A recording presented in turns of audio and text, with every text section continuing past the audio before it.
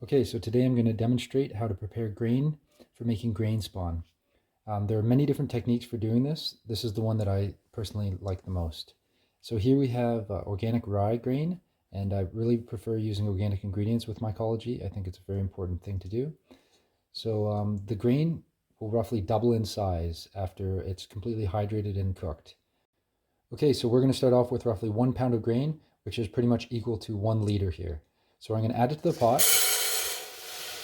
Then we're going to cover this with filtered water. You want to cover it by at least a ½ inch to an inch of water because the grain is going to suck up most of that water. Then we're going to add about a tablespoon of apple cider vinegar to the mix. Okay, so we're back about 16 hours later. You can hydrate your grain anywhere from 12 to 24 hours. And after that, we can prepare to cook it. So as you can see here, it's absorbed most of that water. And I don't like to pre-rinse my grains, and I don't like to drain off this water either. I feel like it's a waste of water and it's a waste of possible nutrition in the grains. During the pressure cooking process, everything's going to get sterilized, so there's no need to worry about cleanliness at this point. Anything extra in there, like dust or dirt particles, will only add to the nutritional content of the grain spawn. Okay, so this is a step that I like to add to the process. What I'm doing here is boiling some water, and I'm going to add this to the hydrated grain. This will allow the hydrated grain to come up to a boil much quicker and keep it from overcooking.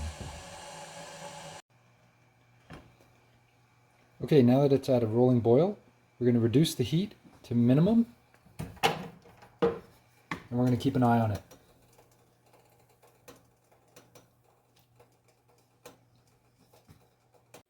Okay, so it's been about 4 minutes since I reduced it from the rolling boil, and we're going to test one of the grains to see how it's doing. And so if you give it a squeeze, you want it to feel soft on the inside, not too hard. So I'd say it's almost there at this point. Probably need another minute or two. Okay, so it's been about 7 minutes since the rolling boil, and the grain is cooked to perfect consistency. I'm going to drain it now.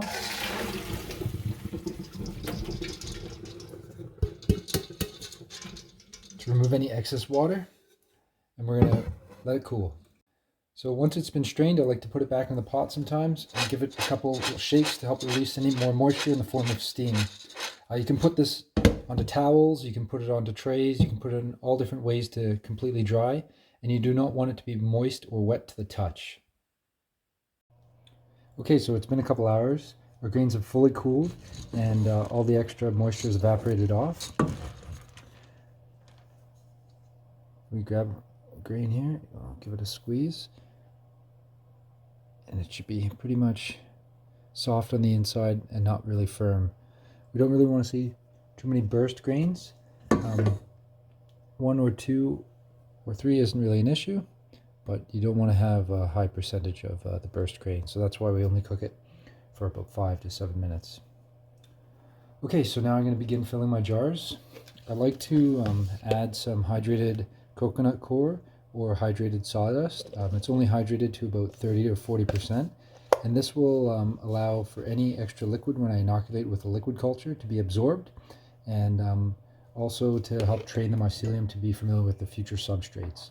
So I'm out of sawdust at the moment, so I'm going to use some coconut coir, and I'm going to put about a tablespoon or so in the bottom of the jar, and then I'm going to fill it with grain. You want to fill it to about 75% of the way. Leave the extra bit for shaking room and for oxygen for it to enter and exit.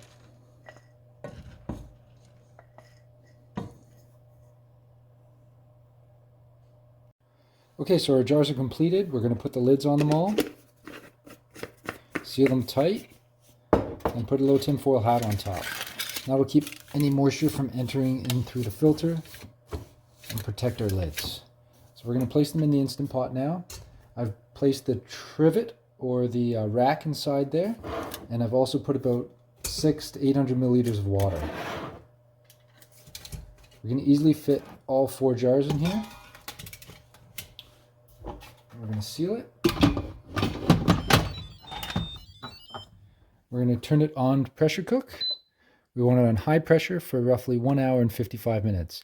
You can definitely get away with adding more time, and I'm sure you can get away with adding less time, but this seems to work very well for me. We're going to turn off the keep warm setting, and we're going to let it do its thing. After it's done its complete cycle, we're going to let it cool for about 12 hours or overnight. And in the morning, we're going to open it up and it'll be ready to use for making grain spawn. Okay, so it's the next day. We're going to unplug the Instant Pot. Finished its cycle and cooled completely. Open the lid. We're going to remove our jars.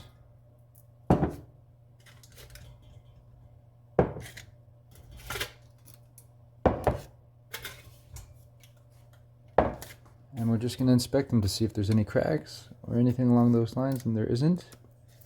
And it looks good to go. So it's ready to inoculate with liquid culture or agar at this point. Good luck and enjoy.